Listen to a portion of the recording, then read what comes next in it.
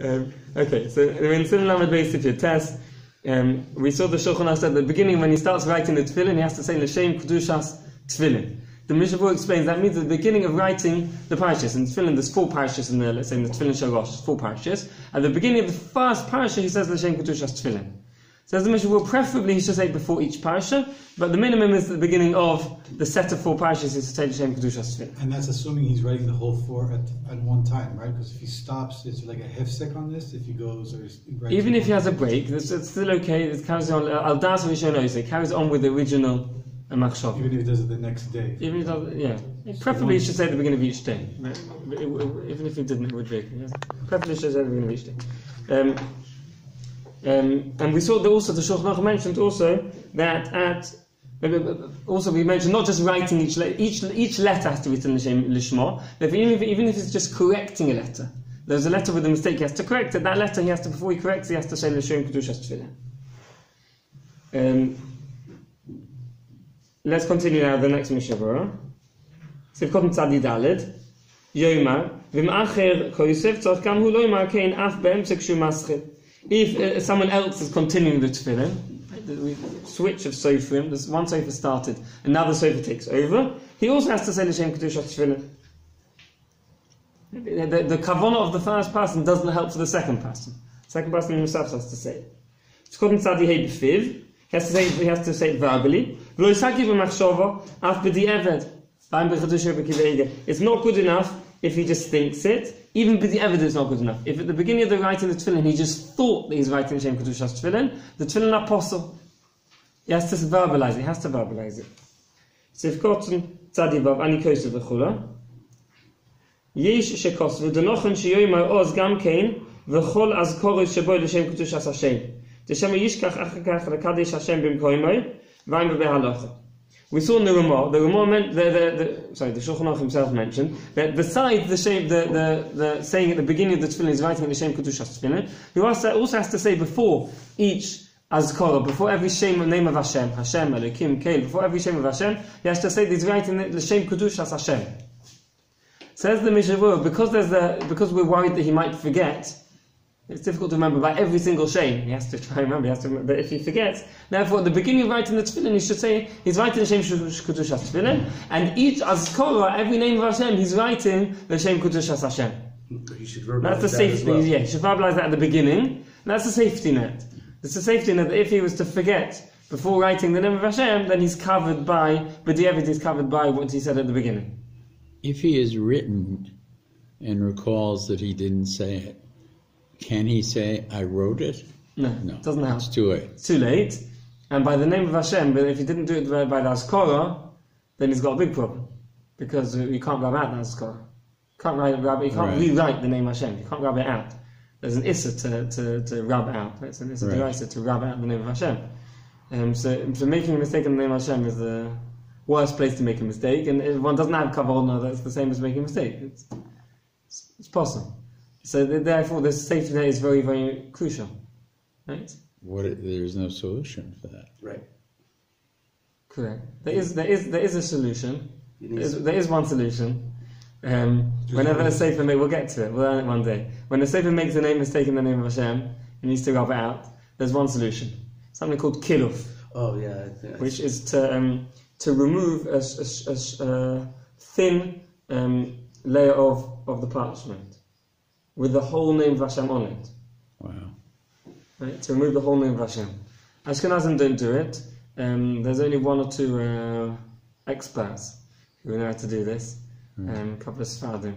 Ashkenazim don't do it. You have to take it to Bnei Brak, to one of the mumchim, and they'll be mekalef. They'll take off the whole name of Hashem with the parchment underneath it, and leave enough thickness of parchment underneath so that way he can write on it.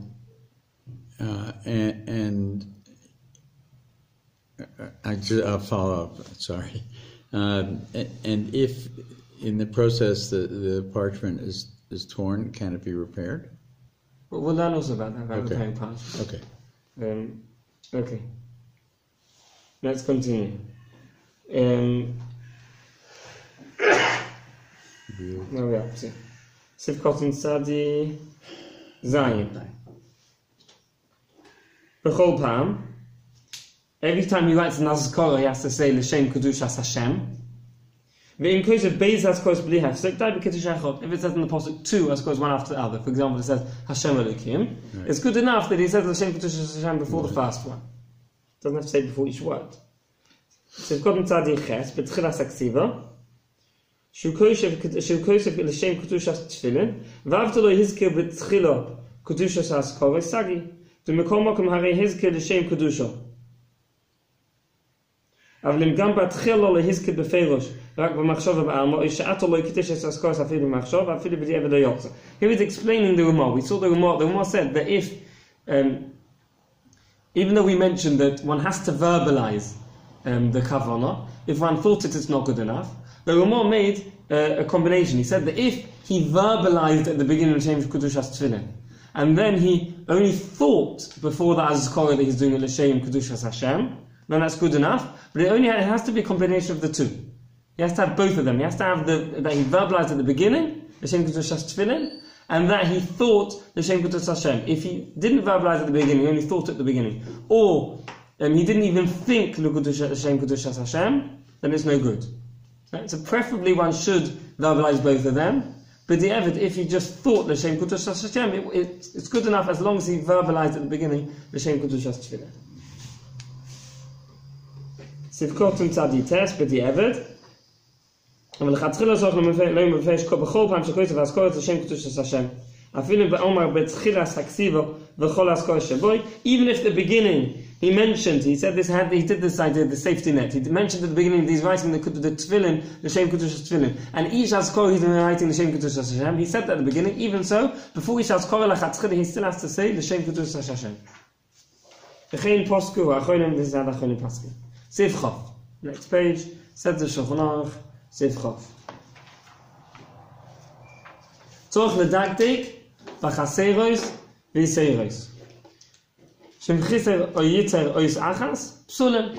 He has to be very, very careful with chaseros and yiseiros, meaning letters which are lacking or extra letters. Meaning that when we have choilom, oi, for example, right? It can be written with a vav or without a vav. If it's written, if they're written with a vav, it's called chaseros. So it's written with a vav, it's called yiseros. Without a vav, they're called chaseros. You have to be very careful, right? For example, in Parshas Vayim Shemoeh, which is in Teffillen, it says, Asher anin noisin. Hashem giving us the land. Noisin is giving. It's written there without a vav, even though noisin has got a choilo. It's written without a vav. As it says Nosa. So one has to be careful to write it without a vav. If one wrote it with a vav noisin, then Teffillen are possible. Okay? One has to be extra careful with the words mezuzos and the toitofos, because they appear in both parashas, right? Both parashas, the first parasha of Shema and the second parasha of Shema, which are both in Teffillen and they're both in the mezuzah as well, and they're written differently in each one. Right? Right, the toitofos and mezuzos, both of them have two places where they could be chosar yasem. Mezuzos has got a shuruk and a choilom, and the toitofos has got two choiloms. So you have to be very careful to write them. Make sure he writes the vav in the right place. Right? So it has no vavs, one vav or two vavs. You have to be careful you write it correctly. If he writes it wrong, then it's possible.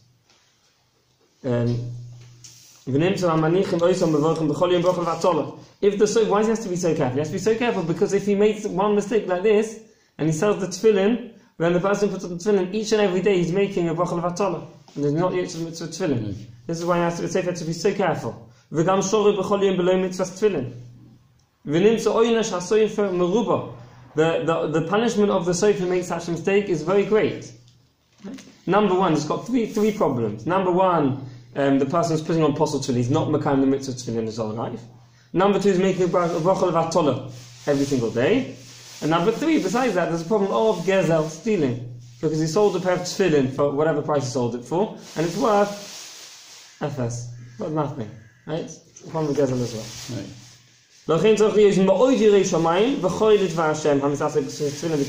Therefore, anyone who deals with writing tefillin has to be a great yirei shamayim, has to fear heaven, has to be choil l'dvar, has to really, really care about mitzvahs and really care about writing it correctly.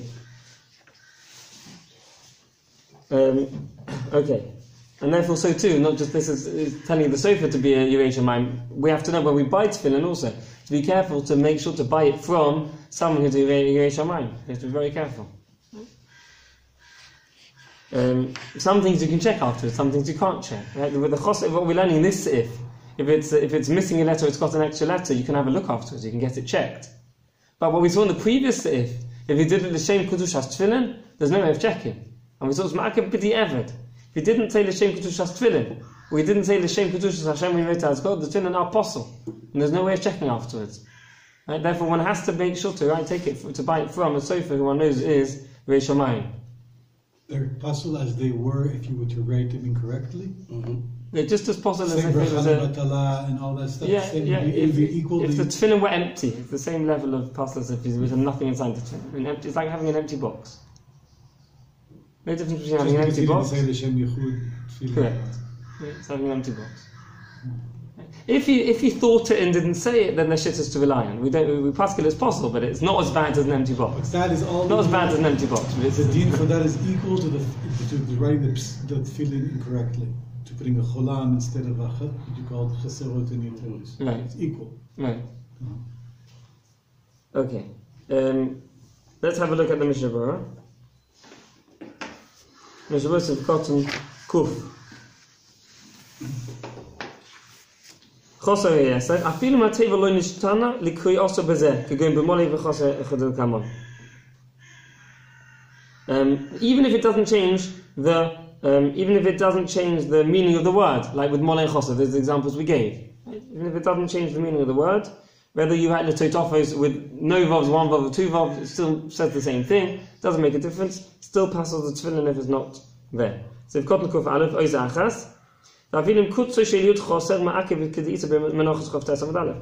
if you have all the letters, but one letter was written incorrectly.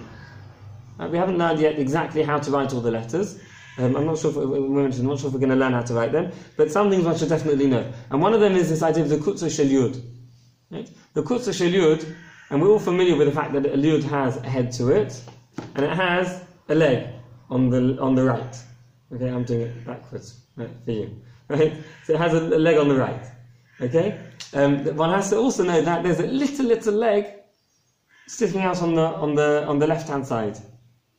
On the left-hand side there's a little leg. When we write yods, we don't write it with that. But when one writes a sofa writes tefillin sefer Torah, he adds a tiny little koitz, it's called, a tiny little thorn, going down or going up? Going down. Besides the one going up. There's also one going up, right? Of course there's one going up. There's also one going down. Right? That's called kutzo shel yud rabbeinu tam. Right? Ashkenazim paskin that without that kutzo shel yud rabbeinu tam, it's possible. Right? So even if it's missing the kutzo shel yud, which according to Ashkenazim means that even the one going down on the left, the kutzo shel yud rabbeinu tam, the tefillin are possible. Okay. Tomorrow morning. We'll look tomorrow. We'll look tomorrow at Laney. Yeah, have a look at the Shows me plenty of goods. Have a look. Plenty of years, have a look. Okay, so let's carry on. So even if one letter is missing or written incorrectly, even if it doesn't change the meaning of the word, the tefillin are possible. So if kotn kuf beis meruba, melevad avoin gezel achomo, right? We mentioned besides the two problems written in the Shulchan Aruch, that he's causing someone not to be able to mitzvah tefillin, and he's causing him to say brachah v'atol. Besides that, there's also the avera of gezel, stealing, which is also very strict. So is it stealing if it's unintentional? Well, if he wasn't careful enough, then it's because he wasn't careful enough. He's stealing because he wasn't careful enough. This is something that it's his responsibility. He should check it. He has to check it before every sofa, before they sell you tefillin. They send it to a magia. The job of a sofa is to write the tefillin. The job of magia is to check tefillin. Every sofa, before sending it to you, it's his responsibility to send it to Magia, to get it checked, to make sure he's giving something that's kosher. And the only thing that he can send, though, is actually the material of the tefillin. He can't send the intention. The intention, that's entirely dependent on him. He has to make sure he said it correctly. Right. And if he's not sure if he said it or not, and then... if he's not sure, he should assume he has not. Correct. Right. Well. So we've got to Kuf Gimel. V'chored Dvar Hashem. Says the MISHNA Berura, and on the fourth line of the MISHNA Berura, Ro'isi lehatik po loshen halevush. Hatzorach moedin yoneinu. Tezeh l'shene. The MISHNA Berura is going to copy out the words of the levush. The levush is Ramodcha Yafa. He was, we've talked about him a few times, he was a Talmud of the Ramah. Talmud of the Ramah. So we're talking about a generation after the Ramah. And he wrote also in the order of the Shulchan Aruch. His idea was, we mentioned, he saw the Shulchan Aruch the Ramah as two parts mixed together. He wanted to write something that's a whole, that combines the two together. So he wrote the Levush, which is just one opinion combining the Shulchan Aruch and the Ramah. And the other thing he did was he included reasons, extra explanations inside within what he wrote. The Shulchan Aruch and the Ramah don't write reasons. Most of the time it's just plain halacha without reasons. He includes reasons. So the MISHNA says it's appropriate now to write out the words of the Levush. These are the words of the Levush. V'loi kumo she'oisen achshav kama soifrim shemanichin le'orim hamislamdim lichtov tefillin k'dei she'argilon b'chsav. One shouldn't do like some sofrim. What they do is that they get some young boys to write tefillin in order to teach them. Right, so they try them out on just like we have the learner drivers here in Carmiel, right? Often stuck between it. Yeah? The learner drivers drive on the actual road. Like they drive on the road. Right? Not like in America. In America you have a special place for them to learn. Right? Here they're out on the roads, driving on the real roads. So that's what some sofrim do. Right? They put them out in real life. You're writing a parasha of Teffillen, and they teach them on a real parasha. Afterwards, the Sofer checks, that's good enough, the Sofer thinks. Then they put them inside the bottom of the Teffillen,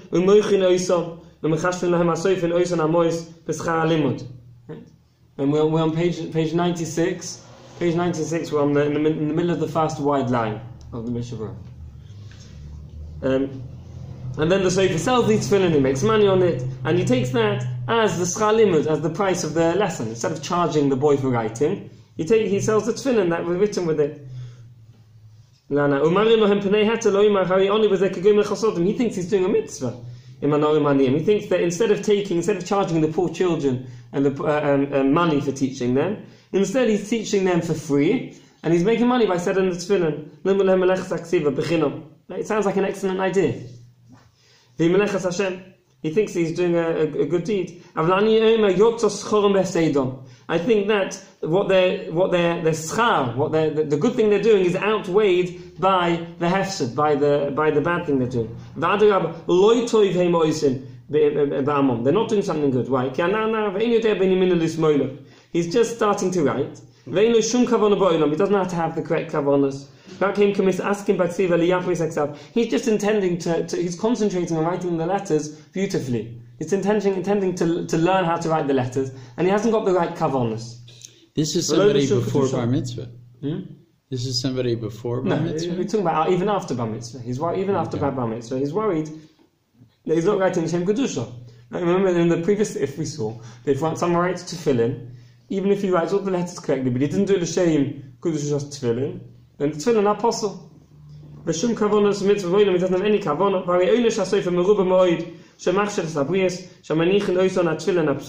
He is causing people to stumble, that they're going to put on apostle tefillin.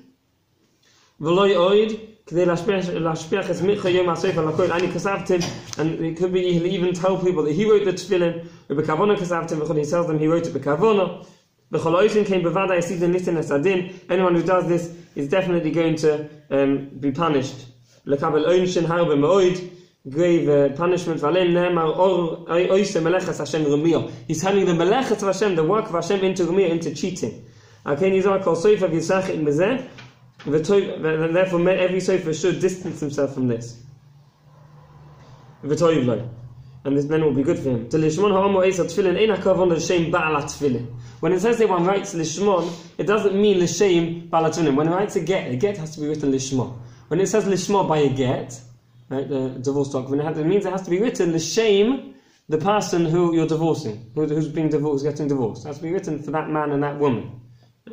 Whereas here, by tefillin, it's not the same thing. Right? By get, it needs to say shemoneh-esrei, it has to be written for that person. Here, lishmon means it has to be written l'shem mitzvah. Ein Shom. All this is the words of the levush. V'sim azeh, and the levush ends off. Anyone who has the power, he should make sure that the sofim are mehugonim, they're proper. Anshe emes, has to be truthful people. It's very important that we mentioned, because we're relying on his word. We're relying on his word with a number of things. For example, what we learned in the previous sif. We're relying on his word. They wrote it, shemoneh-esrei. Right? There are other things also that one can't check afterwards. We mentioned the shemoneh, that tefillin has to be written, and we mentioned that there's a sort of shemoneh-esrei. That if one wrote a apostle letter and goes back to correct it afterwards, and one's written letters afterwards, the tefillin apostle. So again, with this we're relying on his integrity. Right? Because if he corrected the letter and didn't rewrite the letters afterwards, there's no way of us knowing afterwards that the letters were written in the incorrect order. Right? There was written shemoneh-esrei. So we're relying on the integrity of the sofer. There have to be anshe emes. Sources-mekorot. Sources-mekorot is someone who is not going to take money. Money doesn't mean anything to him. Right? If his tefillin, he wrote tefillin which are worth 2,000 shekel, and then he discovers the apostle. It's very if he cares, if money means a lot to him, it's very easy to be, even if he's genuinely a truthful person. Right? He needs the money, 2,000 shekel. It's very tempting. He might come to make that quick change, just add a kashrut-kosher, to a letter written at the beginning of the parasha. Right? He's missing a letter. He's just in the whole parasha tefillin. There's a yud at the beginning, missing a kashrut-kosher. It's very tempting. He just has to add that kashrut-kosher, and the tefillin worth 2,000 shekel, and no one's going to know. And therefore, it has to be someone who, number one, is truthful, and number two, that he's solely botza. Money is not so important to him. You're a shemoneh. Someone who money is not. If you dangle the money in front of him, he's not going to be tempted. Right?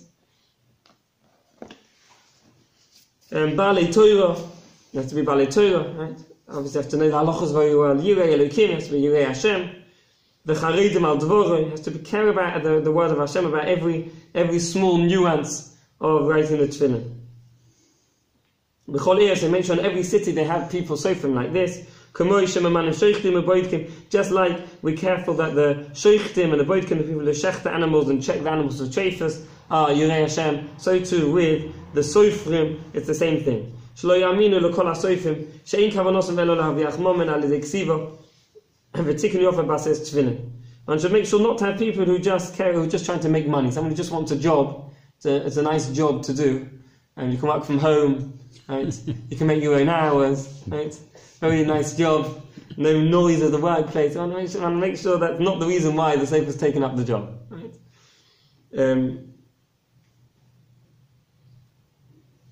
Sorry, just lost the place.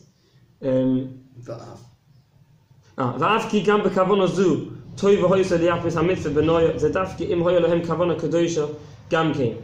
Right, of course, one should also beautify the mitzvah to make it beautiful possible, but one has to have the right kedusha as well. The chosav b'sefer baruch she'amar yichtov oises toivim u'tamimos v'lo shvuros, has to be right good, complete letters that aren't broken. With a mosid, you have to write it slowly, with kavana gadola, with the correct kavana. One shouldn't hurry with the writing in order to try and write them as fast as possible. Right? The faster he writes it, the more he can write, the more money he can make. No, he should write it slowly. Right? It's not about making money, it's about writing the tefillin as beautifully as possible and with the correct intentions.